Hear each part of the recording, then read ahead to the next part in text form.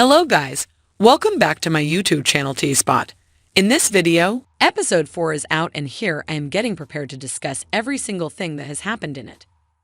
I have a lot to tell, and before getting started, I must say that this episode was a little bit different from what we got used to. I love different ways of giving a break to the main storyline in shows, so I loved it, but I think Jamie and Claire fans may get bored a little. Anyways, let's begin.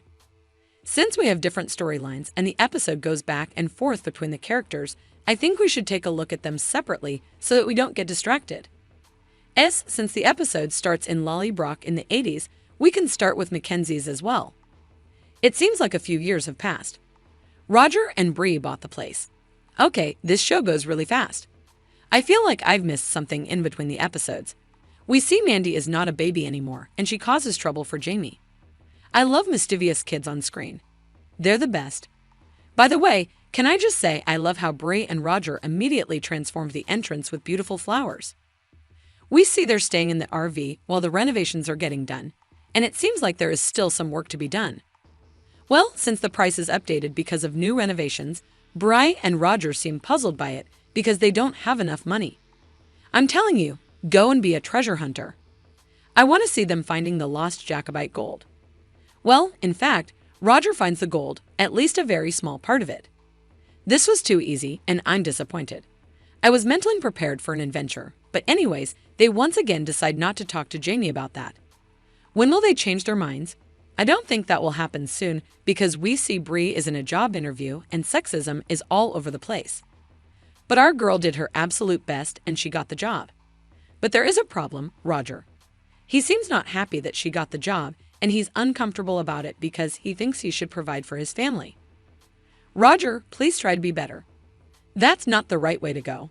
But anyways, he finally appreciates her and says he's proud of her, as he should have said way earlier. I want to talk about one last thing about Mackenzie's little Jemmy. We see he's coming up with magical creatures, and he uses them for his actions.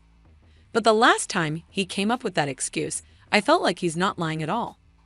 I don't think a creature asked for biscuits, but what I believe is Jemmy might have special powers, and we may see them in the future. What do you think? Moving forward in this episode, we saw William a lot. The first time we see him in this episode, we see that he's celebrating his cousin's new mission and waiting for a mission himself. They seem to be enjoying their time together, but something horrible happens and one of the soldiers attacks a prostitute because she had the pox. William tries to prevent him from doing it, but he can't. When he tries to put out the fire, we all know it's too late for the woman. As the other soldiers are just laughing at what happened, William loses it. We all knew that he's definitely better than them, and he doesn't belong there. But will he understand it anytime soon? I don't think so. Because we see that William got appreciated because of his behavior earlier, and he's finally given a mission. He's an undercover messenger now, and his task is to go to the Great Dismal Swamp and deliver some letters to Samuel Cartwright, Henry Carver, and Joshua Harrington. As he's on his way to his destination, everything seemed okay until his horse, Jupiter, felt threatened by a snake.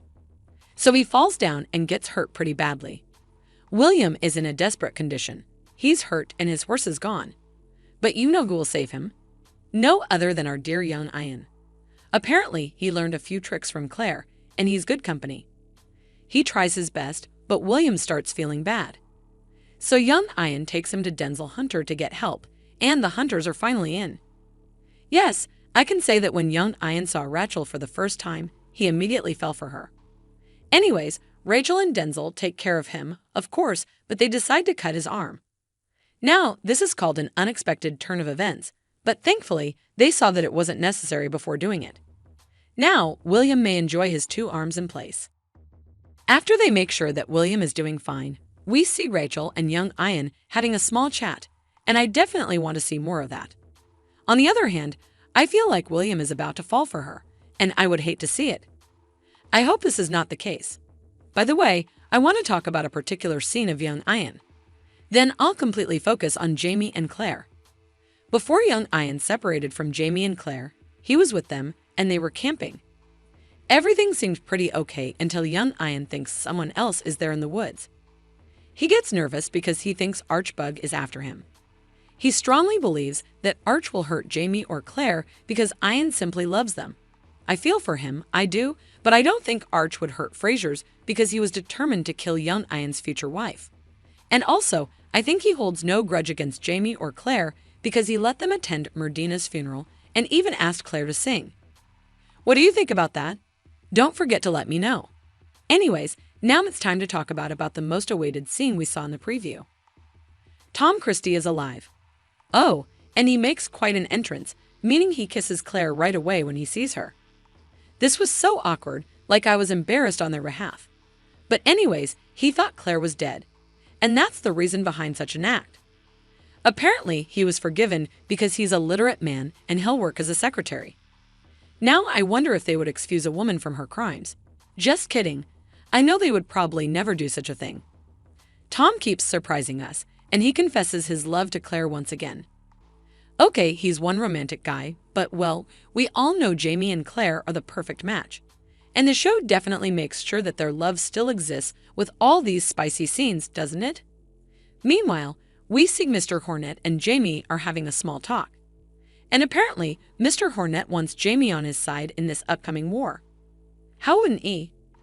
Jamie is the perfect man to be sided with. He gives him an option, though, and he says Jamie can send someone on his behalf.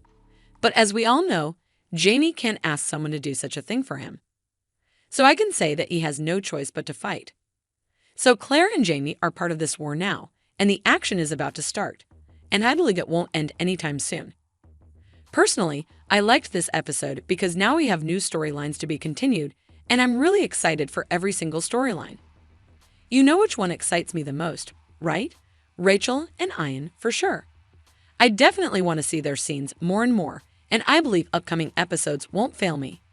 What do you think about them? Now, that's all from me for now. Now you can tell me what you think about episode 4. Do you think the war will start soon? What will happen to Jamie and Claire? Let us know what you think in the comments below. And don't forget to like, subscribe, and share the video. Thank you for watching. See you soon.